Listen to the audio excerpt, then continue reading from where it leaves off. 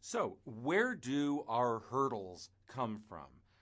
How are we going to say at this level of performance, we're going to pay our workers a big bonus?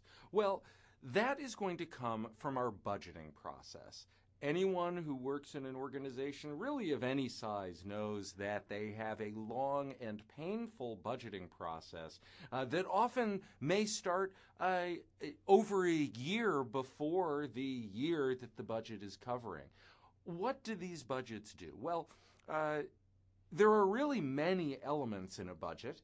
The first one that most people think about is a set of financial projections. You're trying to anticipate how much you are going to spend in order to provide your products and services to your customers or taxpayers if you're a governmental organization. Most organizations will actually lay out a detailed set of financial statements. If everything goes as planned, here's going to be how much revenue we bring in. Here will be our expenses. That's going to give us our profits. And here's what our balance sheet is going to look at. Here's the assets we will have on hand at different points throughout the year. And here's how much we're going to owe to our creditors. Now, underlying those financial projections are a set of operational projections. We're going to have to work with our sales group to figure out how many units can you actually sell. We're going to have to work with our production group and ask how many units can you produce? What resources are you going to need to produce those units? How much inventory should we have on hand? This is often the most time-consuming part of the budget because we have to go to every single department involved in producing a product or service and selling it, and we have to understand what for them is possible, what resources will they need to do the job we're asking them to do under our budget. The third element of a budget is the cash flow budget. And here the idea is not just to know that at the end of the year we'll have a certain amount of cash. We're going to need to know month by month, week by week, even day by day, how much cash are we going to have on hand? If we have a business where we have to make a lot of investments at the beginning of the year, and our cash isn't coming in from our customers until the end of the year, well, it doesn't matter if by December 31st we're going to have a wonderful, huge amount of profit in cash.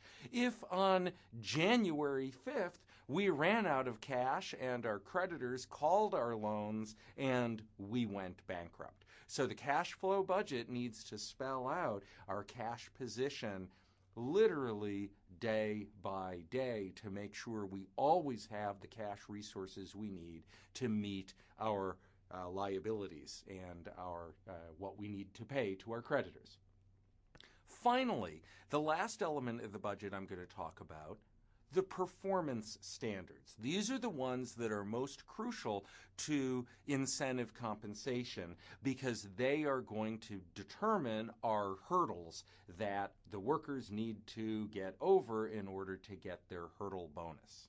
Now, these performance standards play all sorts of roles in the organization, and in general, any element of a reporting system serves some or all of four functions. And it turns out that performance standards serve all of them. So quickly, let's run through these four functions of reporting systems.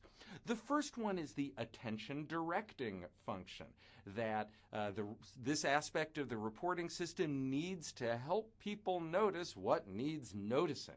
Okay, so you can think like flashing lights and sirens, warning bells, telling you, pay attention to me. And performance standards do this very effectively because they set very clear targets for what is considered the desired level of performance. And since it's being tied to pay, people are going to pay very close attention to performance, and especially whether or not they are on track to get over that hurdle, to meet the performance standard. Second, performance standards can serve a decision facilitating function. You can think here of the compass. This is the communication element of pay for performance, where we're giving people the information that they need in order to make better decisions. We're telling them what their true north should be. And of course, we're communicating a lot of information by setting these performance standards, because we're telling people what their role in the business is and what they need to accomplish in order to be viewed as having been successful. Third, we have the decision influencing function.